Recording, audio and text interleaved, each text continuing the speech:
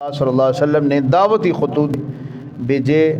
اور اس سے ایک جو چیز یہ ہے کہ حضور صلی اللہ علیہ وسلم کی ختم نبوت کا ایک پیغام تھا پوری دنیا تک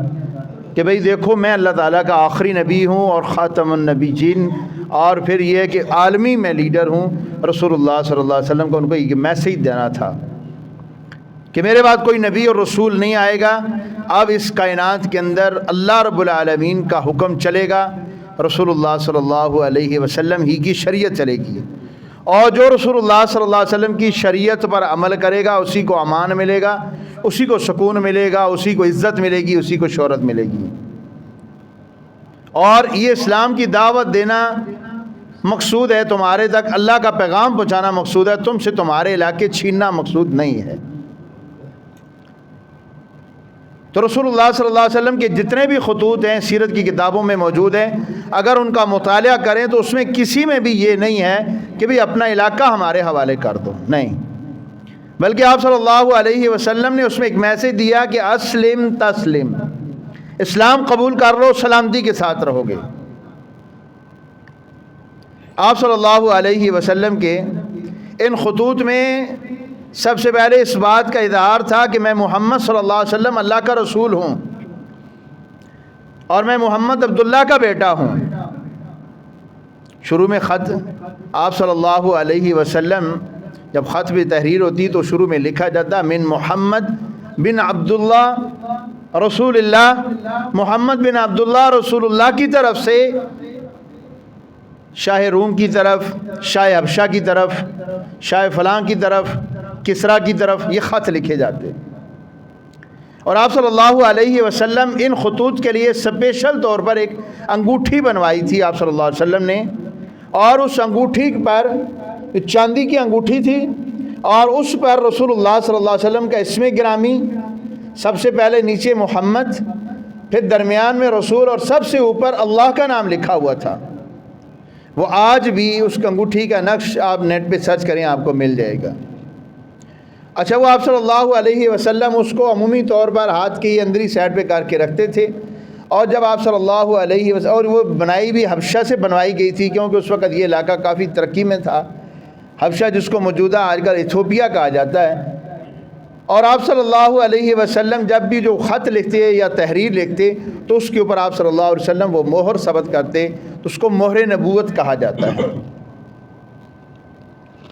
تو رسول اللہ صلی اللہ علیہ وسلم نے 6 ہجری کے آخر میں یا 7 ہجری کے اوائل میں رسول اللہ صلی اللہ علیہ وسلم نے، اب چونکہ کفار کے ساتھ ایک معاہدہ ہو گیا تھا کہ اب ادھر سے خطرہ نہیں ہے، اب آپ صلی اللہ علیہ وسلم نے ایک فیصلہ کیا، سیاسی فیصلہ تھا، آپ کا سیاسی بصیرت تھی کہ دنیا کے حکمرانوں کو بھی اسلام کی دعوت دی جائے، اور اسلام کو ایک عالمگیر مذہب کے طور پہ ثابت کیا جائے، اور اس کی دعوت عالمی سطح پہ دی جائے، صرف مکہ اور مدینہ تک محدود نہ کیا جائے، کیونکہ اسلام ایک عالمی مذہب بن گیا تھا۔ تو رسول اللہ صلی اللہ علیہ وسلم نے سب سے پہلا جو خط لکھا وہ نجاشی کو لکھا، جو حبشے کا بادشاہ تھا۔ حبشہ کے جتنے بادشاہ تھے ان کو نجاشی کہا جاتا تھا، اور نجاشی کو خط لکھنے کا، نجاشی عیسائی بادشاہ تھا لیکن بڑا معتدل تھا اور نرم دل آدمی تھا، اس وجہ سے رسول اللہ صلی اللہ علیہ وسلم نے اس کو خط لکھا، اور نرم دلی کی اللہ رب العالمین نے قرآن میں گواہی اس کی دی ہے کہ جب 5 نبوی میں صحابہ کرام، جو پہلا لشکر جو رسول اللہ صلی اللہ علیہ وسلم نے پہلا جو قافلہ بھیجا تھا، مہاجرین یہ گئے تھے، ان میں تقریباً یہ آپ صلی اللہ علیہ وسلم کے کچھ رشتہ دار بھی موجود تھے، 12 کے قریب مرد تھے، 8 کے 9 تقریباً عورتیں تھیں، اور یہ لوگ ہجرت کر کے حبشہ گئے تھے، اور بعد میں پھر 40 کے قریب افراد دوسری بار ہجرت کر کے یہ حبشہ گئے تھے، اور حبشہ اس وجہ سے گئے تھے کہ ان کو یہ اطلاع ملی کہ حبشہ کا بادشاہ بڑا نرم دل ہے۔ جب یہ حبشہ پہنچے تو مشرکین مکہ نے یہاں سے ایک وفد بھیجا، ان کو کہا کہ جی ان بندوں کو ہمارے حوالے کر دو، یہ ہمارے کچھ بگوڑے ہیں۔ ان صحابہ کرام میں یہ جو مہاجرین گئے تھے، ان میں حضرت جعفر طیار جو کہ سیدنا علی رضی اللہ تعالیٰ عنہ کے بھائی تھے وہ بھی شامل تھے۔ تو نجاشی چونکہ ایک انصاف پسند حکمران تھا، اس نے بولا یہ 5 نبوی کا واقعہ جب رسول اللہ صلی اللہ علیہ وسلم ابھی مکہ میں تھے، ابھی ہجرت نہیں ہوئی تھی، خط جو لکھے گئے وہ 6 ہجری میں لکھے گئے، 6 ہجری کے آخر میں یا ایک 7 ہجری کے شروع میں۔ بات غور سے سنیے گا، بات تب سمجھ میں آئے گی، پھر میرا بھی دل کرے گا بات کرنے کو، جب آپ دائیں بائیں حرکتیں کرتے ہیں تو پھر مجھ سے بھی بات کرنے کا دل نہیں کرتا۔ رسول اللہ صلی اللہ علیہ وسلم کے یہ صحابہ وہاں پہ موجود ہیں، نجاشی کے پاس مشرکین مکہ کے، انہوں نے کہا ہمارے کچھ لوگ آئے ہیں جو بھاگ کر آئے ہیں، ان کو ہمارے حوالے کرو۔ انہوں نے کہا جی ہم حوالے آپ کے نہیں کر سکتے، اس طرح جب تک کہ ہم ان کی بات نہ سنیں۔ جعفر طیار اور دیگر لوگوں کو انہوں نے اپنے دربار میں نجاشی نے بلایا، دونوں طرف سے انہوں نے اپنا مقدمہ دائر کیا، انہوں نے ان کا کہا جی آپ جواب دیں، انہوں نے دعویٰ کیا، انہوں نے جواب دیا۔ حضرت جعفر نے کہا کہ بات یہ ہے کہ بھئی ہم رسول اللہ صلی اللہ علیہ وسلم کے میں رشتہ دار ہوں،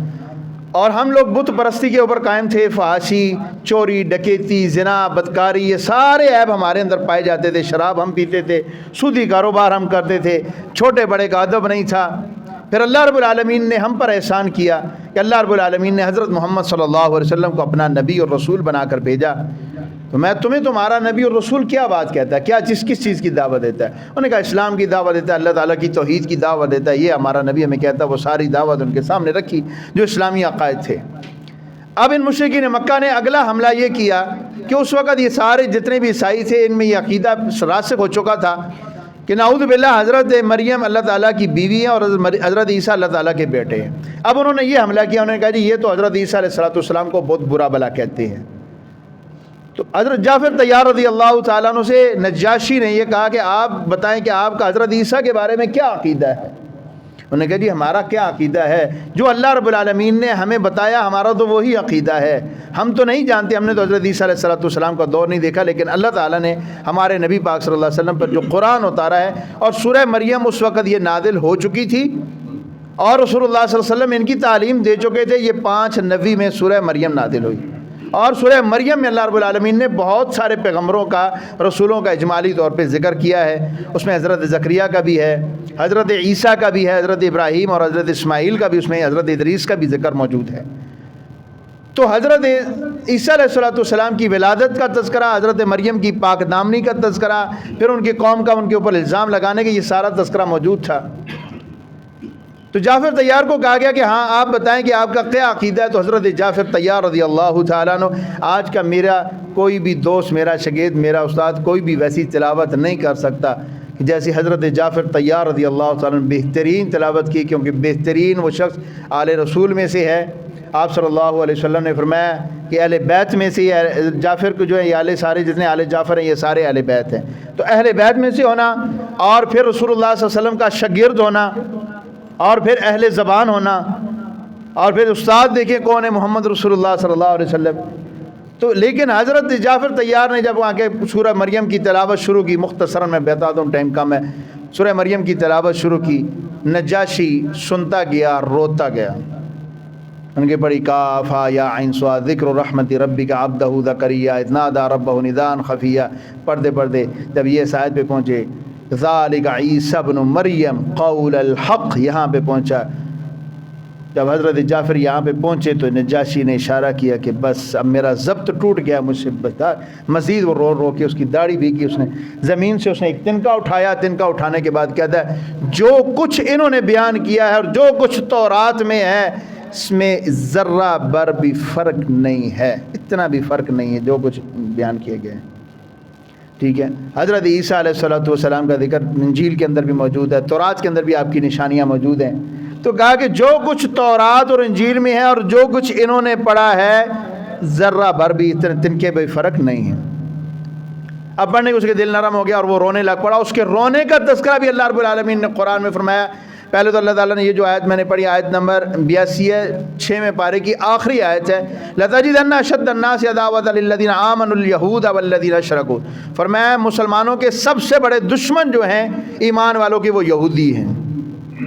اس وقت بھی آپ دیکھ لیں سب سے بڑے جو دشمن یہ بالکل ختمہ چاہتے ہیں مسلمانوں کا، ایک لمحہ بھی نہیں۔ رسول اللہ صلی اللہ علیہ وسلم کا بھی انہوں نے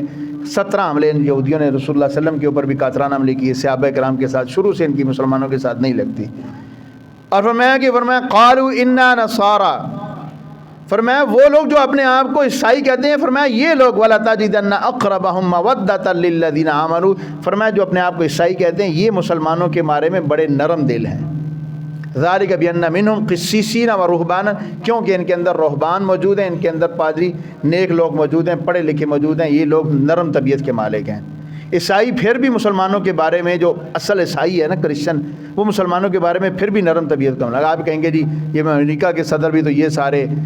یہ بھی تو عیسائی ہیں، تو یہ کیوں سخت ہیں؟ سوال ذہن میں آتا ہے یہ عیسائی نہیں ہے، یہ چھپے ہوئے یہودی ہیں. بظاہر انہوں نے عیسائیت کا لبادہ اوڑھ رکھا ہے، کیونکہ امریکہ کے قانون میں شامل ہے کہ جب تک وہ عیسائی نہ ہو، عیسائی مذہب کو نہ مانے، اس وقت تک وہ صدر نہیں بن سکتا امریکہ کا. تو یہاں پہ اگر کوئی مسلمان بھی آ جائے گا تو اس کو بھی عیسائیت کا لبادہ اوڑھنا پڑے گا، تب وہ امریکہ کا صدر. خیر ایک الگ موضوع ہے. تو رسول اللہ قرآن مجید کے اندر اللہ تعالیٰ نے ان کی تعریف کی ہے. فرمایا وَأَنَّهُمْ لَا يَسْتَكْبِرُونَ، یہ تکبر کرنے والے نہیں. وَإِذَا سَمِعُوا مَا أُنزِلَ إِلَى الرَّسُولِ، اور جب انہوں نے وہ سنا جو رسول صلی اللہ علیہ وسلم کی طرف نازل کیا گیا. تَرَىٰ أَعْيُنَهُمْ تَفِيضُ مِنَ الدَّمْعِ مِمَّا عَرَفُوا مِنَ الْحَقِّ، فرمایا ان کی آنکھوں سے آنسو جاری ہو گئے کیونکہ انہوں نے حق کو پہچان لیا. اب اس کے دل میں اسلام کی دعوت پھیل گئی، یہ نرم ہو گیا. اس نے وہاں پہ مسلمانوں کو کہا کہ مسلمانوں تم جب تک چاہو تم میرے ملک میں رہو، تمہیں کوئی نکالنے والا نہیں ہے. اور اپنی پولیس کو، اپنی حکومت کو اس نے پورا آرڈر دیے کہ بھئی پوری طرح ان کے ساتھ سارا سرکاری مہمان ان کا خیال کیا جائے. اب پھر جب 6 ہجری میں جب رسول اللہ صلی اللہ علیہ وسلم نے پھر خط لکھا، آپ صلی اللہ علیہ وسلم تک یہ ساری خبر پہنچی. 6 ہجری میں جب آپ صلی اللہ علیہ وسلم نے خط لکھے تو سب سے پہلے اسی وجہ سے آپ صلی اللہ علیہ وسلم نے اس کو خط لکھا، کیونکہ اس کے دل کے اندر رسول اللہ صلی اللہ علیہ وسلم کا احترام، نبوت کا احترام، مسلمانوں کے دلوں میں نرمی کے لیے نرمی موجود تھی اس کے دل میں. تو رسول اللہ صلی اللہ علیہ وسلم نے خط لکھا اور اس میں لکھا کہ دیکھو آ جاؤ اس بات کی طرف جو ہمارے اور تمہارے درمیان میں مشترکہ ہے. اور شروع میں آپ صلی اللہ علیہ وسلم نے لکھا کہ دیکھو میں یہ تمہیں محمد صلی اللہ علیہ وسلم اللہ کا رسول ہوں، میں اللہ تعالیٰ کا بندہ ہوں، ٹھیک ہے، اور عبداللہ کا بیٹا ہوں. میں اللہ تعالیٰ کا بندہ ہوں اور میں عبداللہ کا بیٹا ہوں اور میں اللہ تعالیٰ کا رسول ہوں. میں تمہیں اسلام کی طرف دعوت دیتا ہوں، اسلام قبول کر لو، سلامتی کے ساتھ رہو گے، تمہاری رعایا کا ثواب بھی تمہیں ملے گا. اور اگر اسلام قبول نہیں کرو گے تمہاری رعایا کا گناہ بھی تمہارے سر پہ ہوگا. اور پھر آپ صلی اللہ علیہ وسلم نے حضرت عیسیٰ علیہ السلام کے بارے میں اپنا عقیدہ، جو اسلام کا عقیدہ، جو قرآن کا عقیدہ، وہ آپ صلی اللہ علیہ وسلم نے کہا کہ حضرت عیسیٰ اللہ تعالیٰ کے بندے ہیں. اللہ تعالیٰ نے پاک دامن حضرت مریم کی طرف اپنی القاء کیا، روح ان کے رحم کے اندر ڈالی، تو جس سے وہ حاملہ ہوئیں اور حضرت عیسیٰ کی ولادت ہوئی. حضرت عیسیٰ علیہ السلام اللہ تعالیٰ کے بندے اور اس کے رسول ہیں. اب جب یہ دعوت اس کے پاس ملی تو اس نے اسی وقت اسلام کو قبول کیا اور اس نے اسی وقت وہ نیچے اترا، اوپر بیٹھا ہوا تھا اپنے تخت پہ نیچے اترا اور اس خط کو چوما، اپنی آنکھوں سے لگایا. حضرت جعفر طیار رضی اللہ تعالی عنہ، ٹھیک ہے، یہاں پہ پھر موجود تھے. دوبارہ ان کو بلایا، جب دوبارہ جیسا خط ملا اس وقت بھی یہ وہیں پہ موجود تھے. یہ اتنا عرصہ وہیں پہ رہے، یہ آئے نہیں واپس. اچھا خط لے کے جو گیا تھا، یہ خط لے کے گئے تھے شاہ حبشہ، اس کا نام اسحمہ نام تھا، اور ان کے بعد عمر بن امیہ الزمری رضی اللہ تعالیٰ عنہ یہ خط لے کے گئے تھے. لیکن حضرت جعفر طیار رضی اللہ تعالیٰ عنہ کے یہ نیچے اترا. حضرت جعفر طیار کو کہتا ہے جی آپ نیچے تشریف رکھیں، میں آپ کے ہاتھ پر بیعت کرنا چاہتا ہوں. اس نے حضرت جعفر طیار کے ہاتھ پہ بیعت کی اور پھر اس نے ایک مکتوب لکھا رسول اللہ صلی اللہ علیہ وسلم کے نام پر. کہا اللہ کے رسول، میں آپ کی رسالت کا اقرار کر چکا، ٹھیک ہے، میں آپ کا امتی بن چکا، آپ صلی اللہ علیہ وسلم کا حکم مان چکا. اور پھر کہا کہ یہ مسلمان آپ کے جتنے بھی ہیں سارے، میں آپ کے چچا زاد بھائی کی سے میں پہلے بھی تلاوت سن کے متاثر ہو چکا تھا، اب آپ نے دعوت دی ہے تو میں قبول کر چکا. اور اس کے ساتھ اس نے بہت سارے تحفے تحائف بھی دیے، اور ساتھ سیدہ ام حبیبہ رضی اللہ تعالیٰ عنہ جو زوجہ رسول تھیں، جو حضرت ابو سفیان کی بیٹی تھی، ان کا نکاح بھی ساتھ اس نے کر دیا شاہ حبشہ نے. اگرچہ اس نے رسول اللہ صلی اللہ علیہ وسلم کو نہیں دیکھا، لیکن یہ کہ تابعی میں تو بن گیا، صحابہ کو تو اس نے دیکھا اور رسول اللہ صلی اللہ علیہ وسلم نے اس کا احترام کیا. اصل میں جب 8 ہجری میں یہ فوت ہوا تو رسول اللہ صلی اللہ علیہ وسلم کو اللہ تعالیٰ نے اطلاع کر دی کہ بھئی فوت ہو گیا. اور آپ صلی اللہ علیہ وسلم نماز پڑھا کے فارغ ہوا، آپ صلی اللہ علیہ وسلم میں تمہارا بھائی شاہ حبشہ نجاشی فوت ہو گیا ہے. آپ صلی اللہ علیہ وسلم میں اٹھو، صف بناؤ اور اس کا غیبانہ نماز جنازہ ادا کرو. رسول اللہ صلی اللہ علیہ وسلم نے شاہ حبشہ کا غیبانہ نماز جنازہ پڑھایا. یعنی کتنا ایک مقام رسول اللہ صلی اللہ علیہ وسلم نے دیا اسلام کی وجہ سے. دوسرا آپ صلی اللہ علیہ وسلم اچھا اس نے تحائف بھی بھیجے، اور پھر آپ صلی اللہ علیہ وسلم نے اس میں یہ بھی لکھا تھا کہ جو میرے لوگ تھے اور ہمارے پاس موجود ہیں، صحابہ کرام موجود ہیں، ان کو عزت و احترام کے ساتھ واپس بھیجا جائے. مدینہ میں اس وقت مدینہ ریاست بن چکی تھی، میں مدینہ میں ان کو بھیجا جائے. تو یہ 2 کشتیوں کے اندر ان لوگوں کو پورے پروٹوکول کے ساتھ مدینہ واپس بھیجا گیا تھا. دوسرا خط جو رسول اللہ صلی اللہ علیہ وسلم نے لکھا تھا وہ آپ صلی اللہ علیہ وسلم نے ہراقل یعنی قیصر روم کی طرف لکھا تھا، جو ہم نے پچھلے جمعے میں جس کی وضاحت کی تھی۔ تیسرا خط جو لکھا تھا وہ کسرا پرویز شاہ فارس کی طرف لکھا تھا۔ شاہ فارس یہ اصل میں تو ایران کے ایک شہر ہے فارس، لیکن اس پورے علاقے کو فارس کہا جاتا ہے۔ یہ اس کا یہ حاکم تھا، کیونکہ یہ دو الگ الگ اس وقت یہ سلطنتیں تھیں، بڑی سلطنتیں جتنی بھی تھیں یہ دو حصوں میں تقسیم تھیں۔ اچھا، یہ جو نجاشی تھا یہ قیصر روم کے ہی متحد آتا تھا، لیکن اس کو خراج دیا کرتا تھا۔ جب یہ مسلمان ہوا تو اس نے خراج دینا بند کر دیا، اس نے کہا آج کے بعد ختم، کوئی خراج نہیں دیتا۔ اچھا، تو کسرا پرویز جو شاہ فارس تھا اس کی طرف یہ مجوسی حکمران تھا، اور زرتشتی اس کا یہ عقیدہ تھا، اس کا مذہب جو تھا۔ رسول اللہ صلی اللہ علیہ وسلم کا جب خط اس کے پاس پہنچا، اور خط لے کر آنے والے تھے عبداللہ بن حذافہ السہمی رضی اللہ تعالیٰ عنہ، یہ خط لے کر گئے،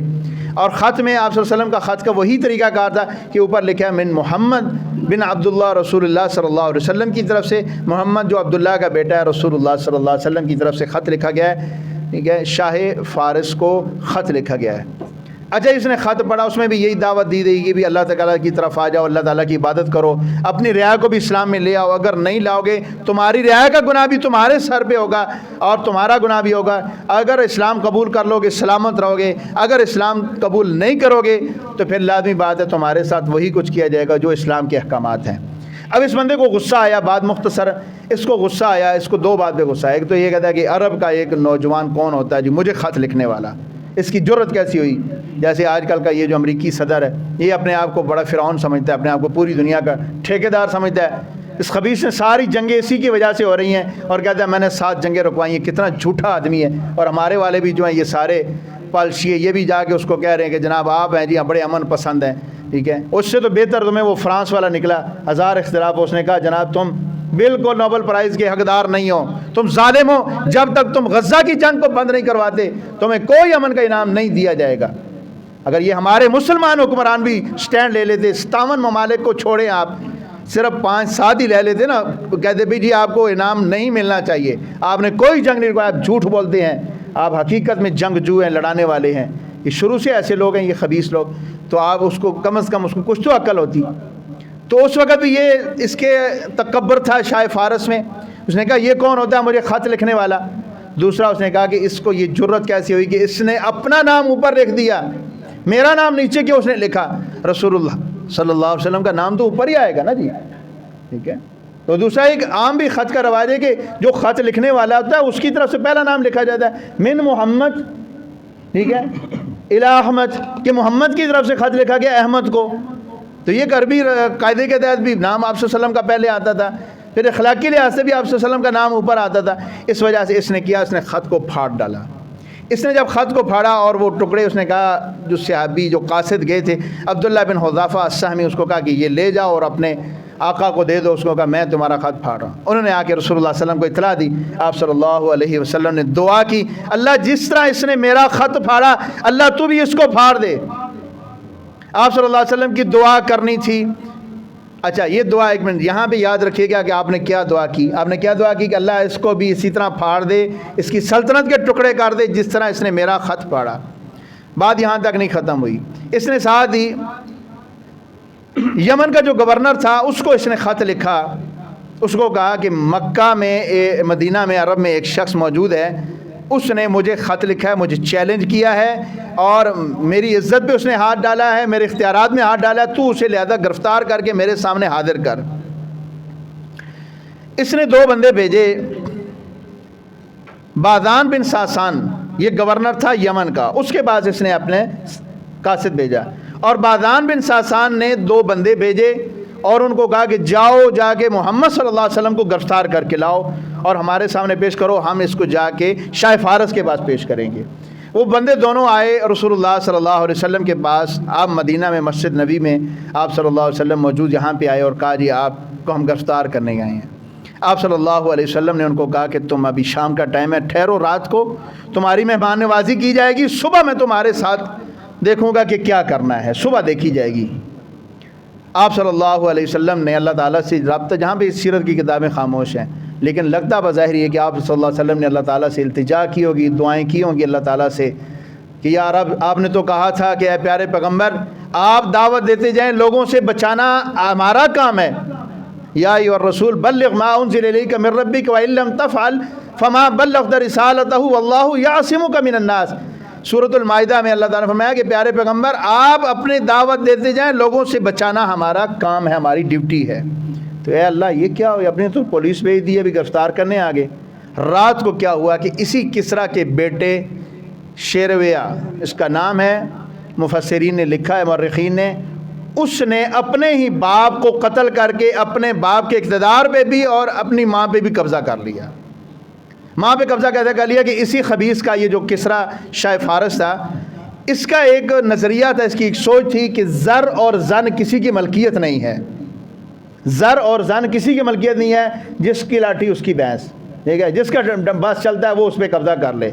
تو اس کے عقد میں ایک عورت تھی جو بڑی خوبصورت تھی،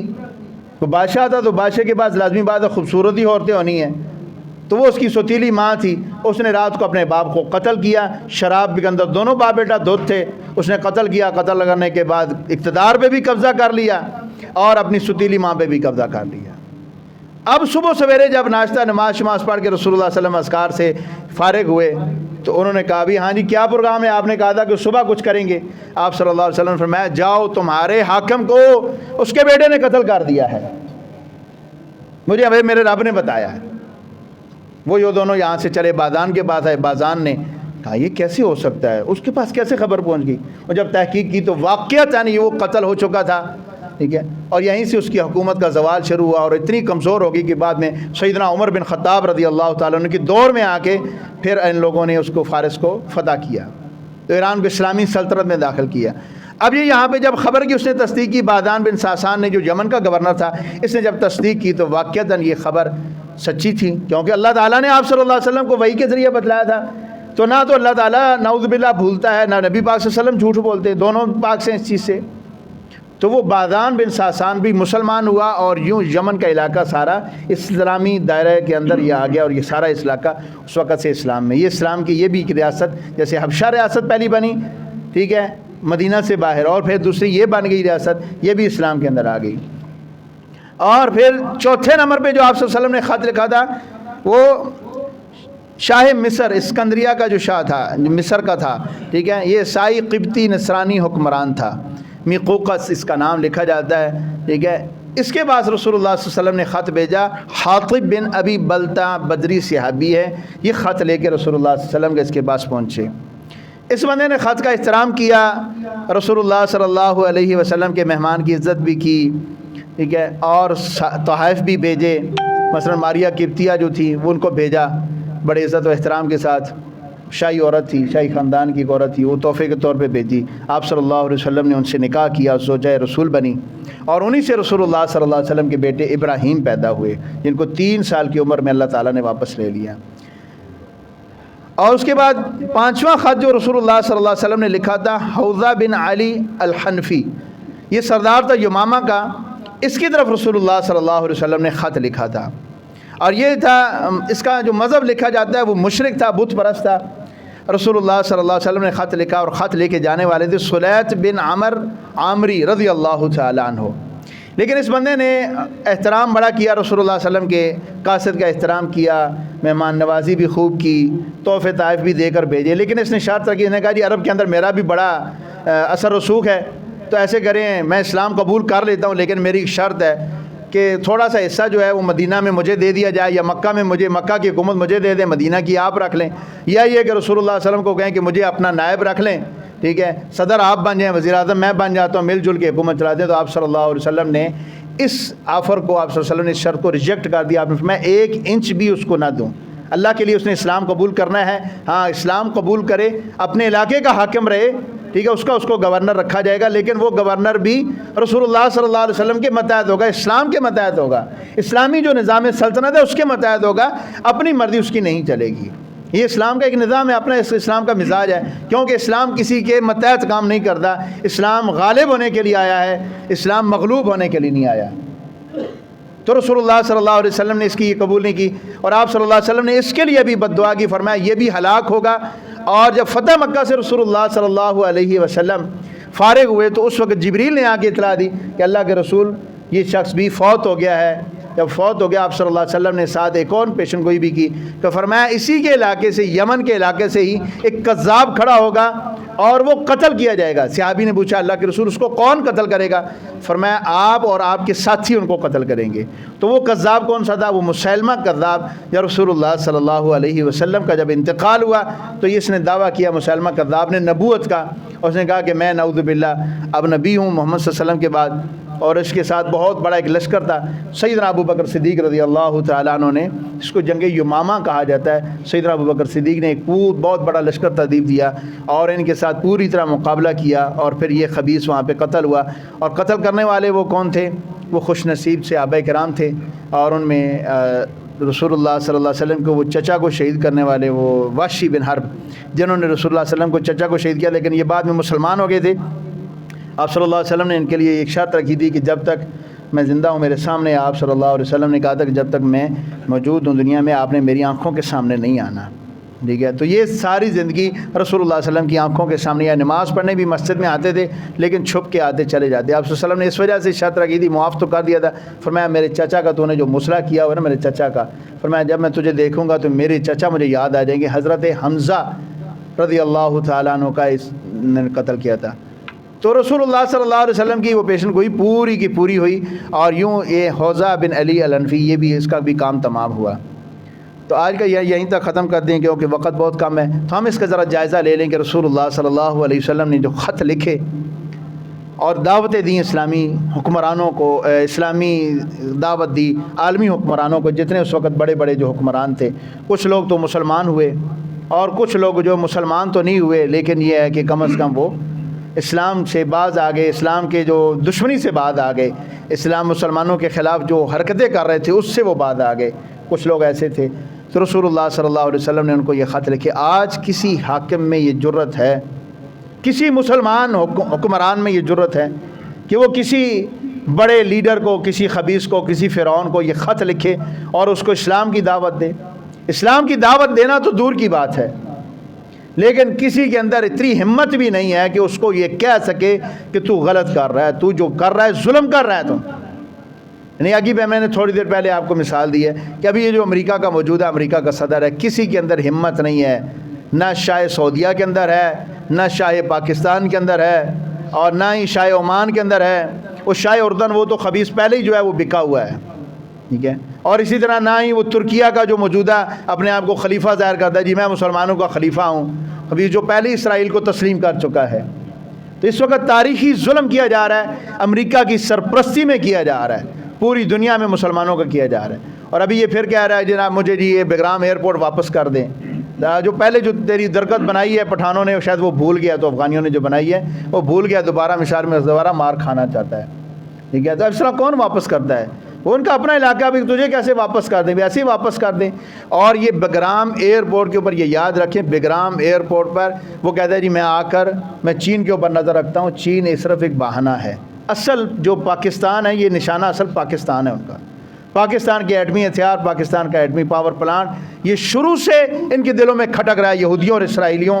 اور یہ جو اتنے عیسائی ہیں ان کے ذہنوں میں کھٹک رہا ہے, اور یہ کافر قوتیں ہیں. اور یہ انڈیا جو ہے یہ علاقے کا جگہ بننا چاہتا ہے, اور ہم انشاءاللہ اتحاد اور اتفاق کے ساتھ اور اسلام کی قوت کے ساتھ انشاءاللہ ان کے عزائم کو ناکام بنائیں گے. ٹھیک ہے, ہم نے متحد رہنا ہے, اللہ تعالیٰ کے ساتھ تعلق مضبوط رکھنا ہے, اور انشاءاللہ ہمارے دیکھیں ہمارے اپنے سیاستدانوں سے لاکھ اختلاف صحیح, ہمارے فوجی بھائیوں کے ساتھ بھی اختلاف صحیح, لیکن ہم ملک کی سالمیت کے لیے, اسلام کی سالمیت کے لیے, اپنے علاقے کے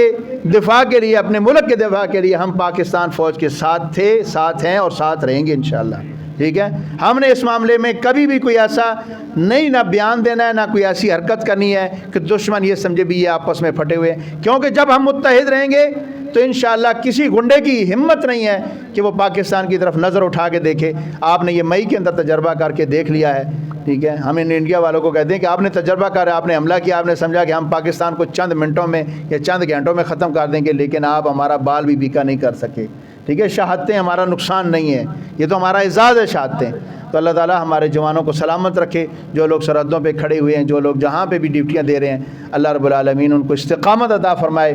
تو اسلامی حکمرانوں کی یہ ذمہ داری ہے کہ وہ رسول اللہ صلی اللہ علیہ وسلم کی اس سیرت کو مد نظر رکھتے ہوئے عالمی حکمرانوں کو، عالمی گنڈوں کو دعوتی خطوط لکھیں۔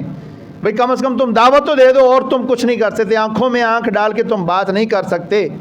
کم از کم ان کو دعوت تو دے دو۔ تم یہ قیامت کے دن یہ تو کہہ سکو رسول اللہ صلی اللہ علیہ وسلم جب حوض کوثر پہ کھڑے ہوں تو آپ صلی اللہ علیہ وسلم پوچھیں، بتا تو نے کیا کیا تھا میرے دین کے لیے؟ تجھے جو اتنی بڑی سلطنت کا حاکم بنایا گیا تھا، کیا کیا تھا میرے دین کے لیے؟ کیا جواب دے گا؟ کوئی جواب تو بتا نا، کیا دے گا؟ اللہ تعالیٰ سے دعا ہے کہ اللہ رب العالمین ہم سب کو سمجھنے کی عمل کی توفیق دے۔ وما علیہ الا البلاغ۔